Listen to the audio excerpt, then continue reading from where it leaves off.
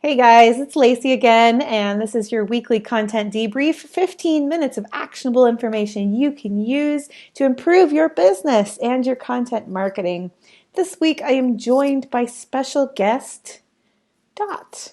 Dot is my daughter's elf on the shelf.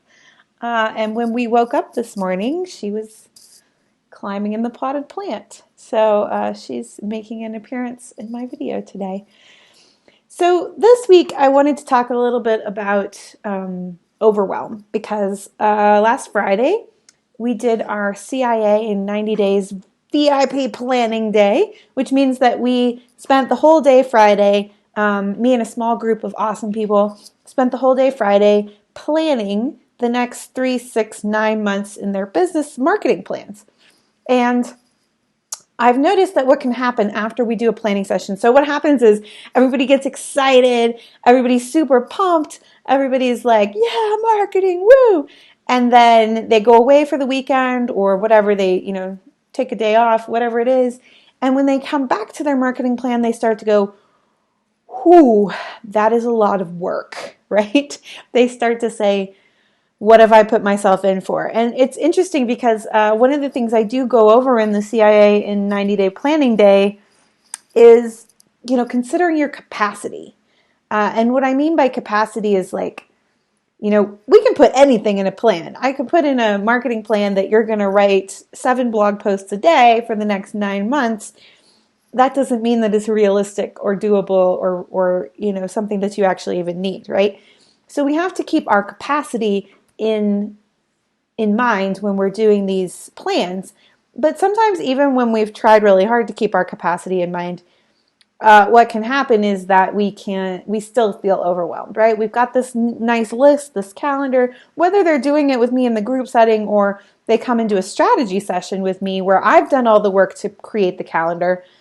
Looking at the calendar can sometimes feel very overwhelming. And so I wanted to talk a little bit today about what to do when that happens. A really great example of this is when people get advice or see on the internet or whatever it might be. Hi, Tammy. Whenever they get advice or see on the internet that they should be having all these funnels, right? A lot of times we'll see things like, oh, you need a welcome funnel, you need a nurture funnel, you need a sales funnel, you need a webinar funnel, you need all these things. And that happens a lot in our planning days because a lot of times what happens is, we'll say, yeah, you can write great blog posts, but what happens after they sign up? And they'll be like, oh, I don't know. They just get dropped into my newsletter. And I say, great. Well, we need a welcome sequence or we need a nurture sequence or whatever it is.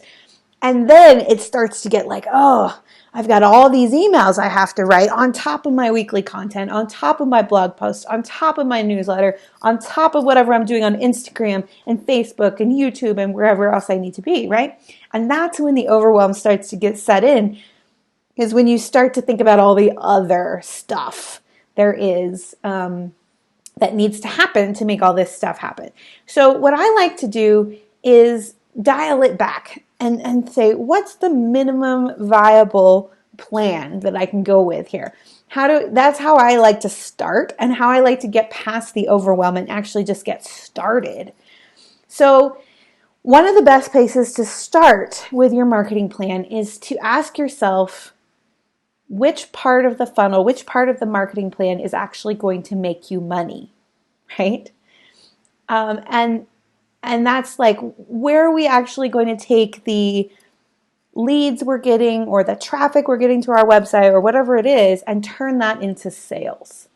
That's the very first place you should be looking in any marketing plan. How do we get leads or traffic or whatever it is and translate that into sales? And so when you're looking at your particular funnel, your particular customer awareness spectrum, you just want to narrow in on, how do I get the leads that I'm already getting and turn them into sales? That's the very first thing you want to do. So whether that means creating a welcome sequence, a nurture sequence, a buy now sequence, a webinar sequence, whatever it is, you need to look at that and make sure that that's working first, because the money you get from those sales will give you the time and investment and opportunity to do more things, right? Like invest in Facebook ads or whatever it might be. But you got to get that part done first. So take 2 seconds and think about this in relation to your own business and ask yourself, Is your lead magnet actually designed to attract people who are ready to buy? Or is it further back in the awareness spectrum, right? Does your lead magnet and the subsequent emails they get the reader a small win and show that you're the expert that they can trust? And finally, do you end that sequence of emails with an ask or some kind of pitch to get them on a phone call or get them to buy? You would be amazed at how many times I see this where somebody has a lead magnet, people are downloading it, they're signing up for their emails, and then there's no ask, there's no pitch. So the best blog post in the world will not get you a successful business if you're not doing follow-up on the back end. So that's the first part that's really important. That's where you want to focus all your energy at first, right? Now, let's address the elephant in the living room here.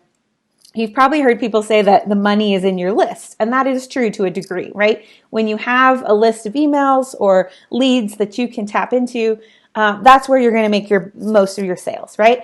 But if you want to get the money out of the list, you have to actively be asking for it. Because just saying the money's in the list is like saying there's gold in them thar hills, right? You still got to go mine it. You got to get it out. They're both true, but you got to work to get it, right? So once you get the lead generation part done, are you making the ask? Okay? And that's actually probably the biggest hole I see in my clients' funnels, is that they're doing all this work on the front end to generate leads, but then they're not doing any work or not enough work on the other end to make the ask to actually make the sale. So if you're overwhelmed with your content marketing strategy, the first thing I would ask you is this: do you have a plan? Can I see hands up in the comments if you have a plan? Like, no shame in your game if you don't. That's okay. But do you have a plan? Have you made a plan? I just saw this article from CoSchedule that said that when they surveyed marketers, the ones who had the most success were 4 times more likely to say that they were organized and that they had a plan. That means that if you have a plan, you're 4 times more likely to succeed. That's a big deal. So do you have a plan? That's the first place to start. Second, are you overwhelmed by your plan? If you're overwhelmed by your plan, you might need some help figuring out, what do I do first? What's most important? What do I delegate? What doesn't need to be done at all now? What can be put off until later? And both of those things I can help with. If you guys don't know, I do what I call strategy sessions. I've opened up 2 strategy sessions for January. They're basically half-day VIP days where you and I sit and we do our thing for 3 or 4 hours. I really get to know your business, and then I go away and do all the heavy lifting to create your plan, to tell you what you should be doing first, second, third, etc., and to make sure that it's something you can handle with your capacity, okay?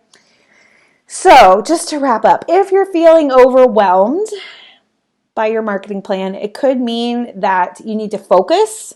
You need to focus on where is the money coming from. Or it could mean that you need some help, and that's okay. It's okay to have to ask for help. That's normal. Like, not all of us are marketing geniuses. Not all of us do this for a living. I do this for a living. I'm in the weeds. So if you're interested in one of those 2 strategy sessions, hit me up in a comment or in a direct message and let me know, and we'll get you on the calendar. I expect they will go pretty fast, so if you're interested, this would be the time to check it out. One last little housekeeping thing. This will be my last Facebook Live for 2019. So I'm taking the next 2 weeks off for the holidays, and I will be back for something. I haven't decided exactly if I'm going to do these weekly lives again in 2020. If you like them, will you let me know? Or if you don't like them, I guess, go ahead. But we'll figure it out, and I'll let you know back in January when we come back from the break. But if I don't see you, if I don't talk to you before then, have a very happy holiday, happy solstice, happy winter holidays, happy returning of the light, and a very happy new year. And I will catch you on the flip side of 2020. All right? Awesome. I will talk to you guys later. Have a wonderful, wonderful holiday. Bye.